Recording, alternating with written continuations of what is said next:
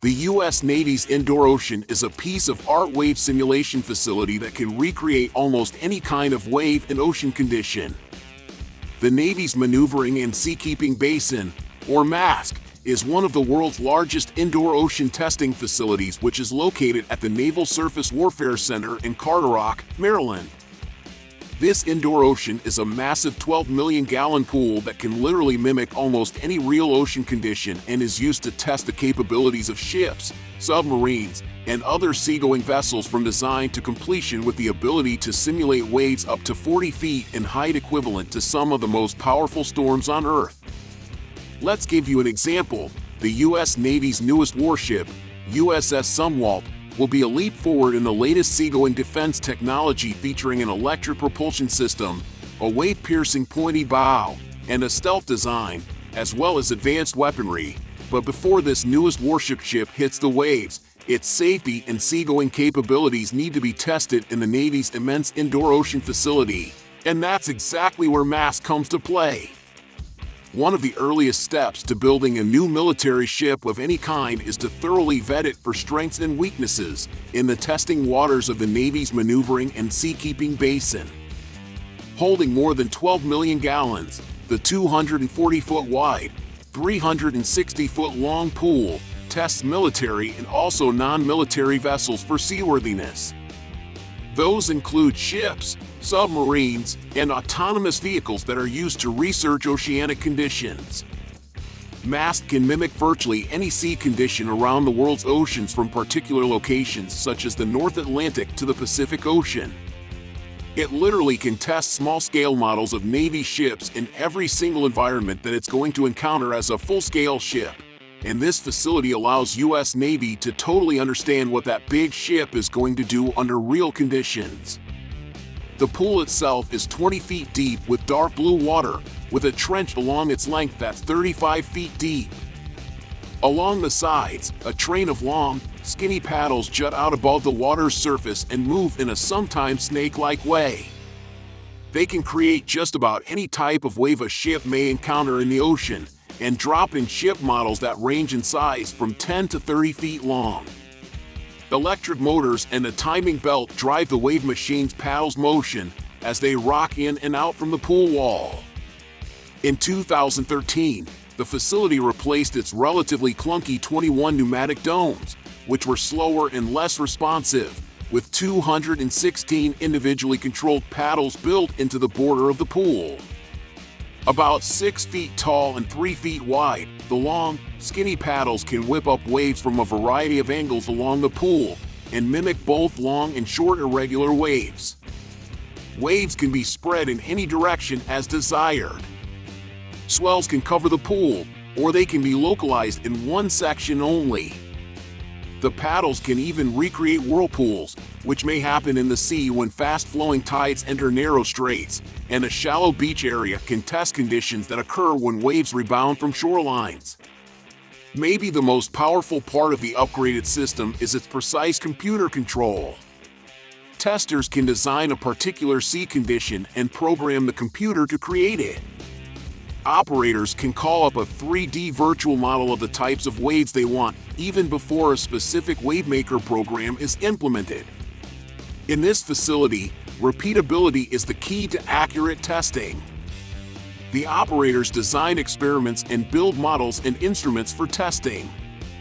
Because the system allows the same test to be run multiple times under the exact same conditions, testers can collect more data and be confident of the results.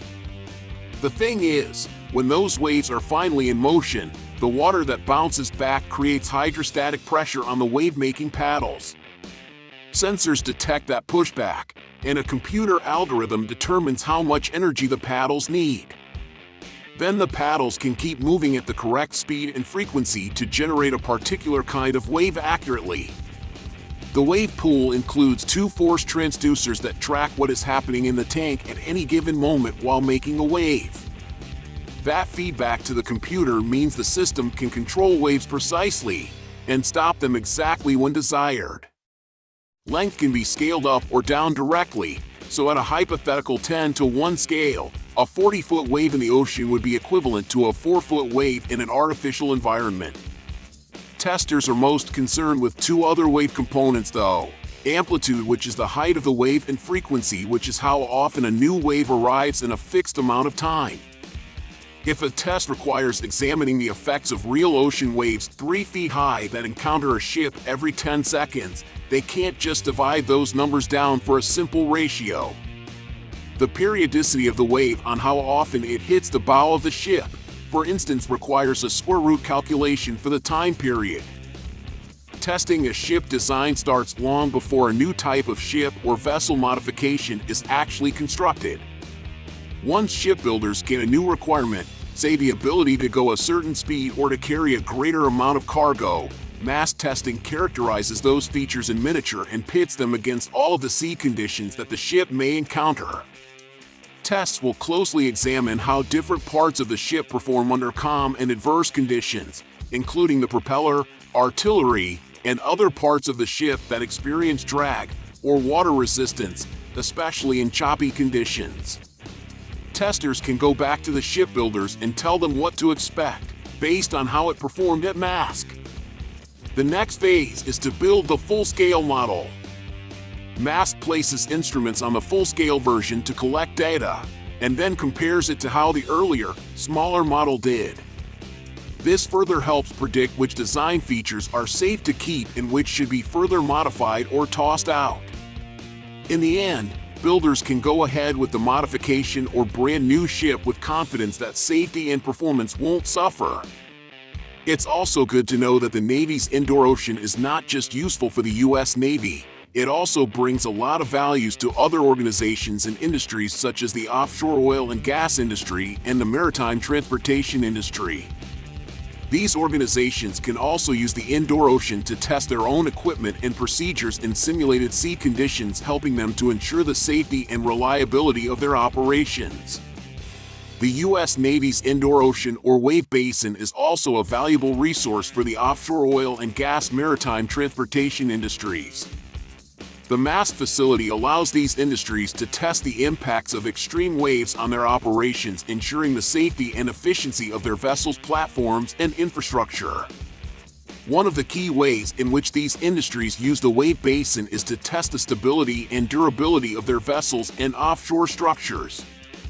The facility allows them to simulate the conditions of storms and other extreme wave events, helping them to identify potential weaknesses and make necessary improvements. For example, oil and gas companies may use the wave basin to test the stability of their offshore platforms, ensuring that they can withstand the forces of heavy seas. Maritime transportation companies may use the facility to test the seaworthiness of their ships, evaluating their ability to navigate through rough waters in addition to testing the physical integrity of their assets. The offshore oil and gas and maritime transportation industries can also use the wave basin to assess the operational impacts of extreme waves. For example, they may test how waves affect the loading and unloading of cargo or the movement of personnel on and off their vessels. The wave basin is also used to study the impacts of waves on the marine environment, which is an important consideration for these industries. By understanding the potential impacts of their operations on the ocean and its inhabitants, and they can develop strategies to minimize their environmental footprint. Please let us know what you think about this U.S. Navy's indoor ocean in the comments. If you found this video informative, please give it a thumbs up and subscribe to our channel for more videos. We'll see you in our next video.